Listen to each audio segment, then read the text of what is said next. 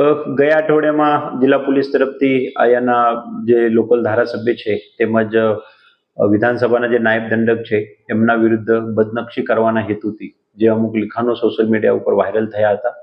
અને તે બાબતે જેના લેટર હેડ ઉપર એ લખાણ વાયરલ થયેલ હતો એવા ફરિયાદી તાલુકા પંચાયત પ્રમુખ તરફથી અમારી પાસે ફરિયાદ આવતા એ ફરિયાદ દાખલ કરીને તપાસના કામે અમે અમુક આરોપીની પોલીસ ટીમે ધરપકડ કરેલ હતી. તપાસ દરમિયાન એવી પણ બાબત સામે આવતી કે આરોપી તરફથી જે આ બંનેના વચ્ચેના અથવા એ 4 લોકોના વચ્ચેના કમ્યુનિકેશન છે, મેસેજની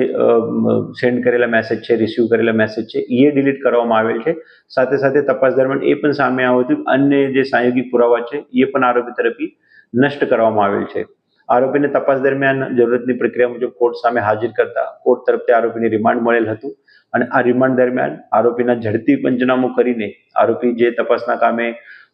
પુરાવા છે એ આરોપીને કઈ જગ્યાએ રાખેલ છે, ઓફિસમાં કઈ જગ્યાએ રાખેલ છે, દુકાનમાં કઈ જગ્યાએ રાખેલ છે,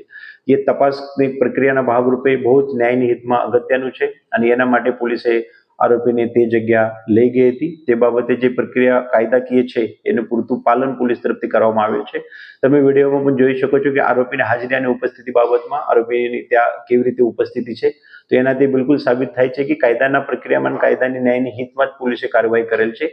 તે બાબતે સોશિયલ મીડિયામાં હાલ જે આક્ષેપ થયેલ છે તે આક્ષેપ સાથે અમે સહમત નથી અને ત્યારબાદ અમે કોર્ટ હવાલે કરતા કોર્ટે પણ અમારા પુરાવા આધારિત આરોપીને જેલ હવાલે કરેલ છે.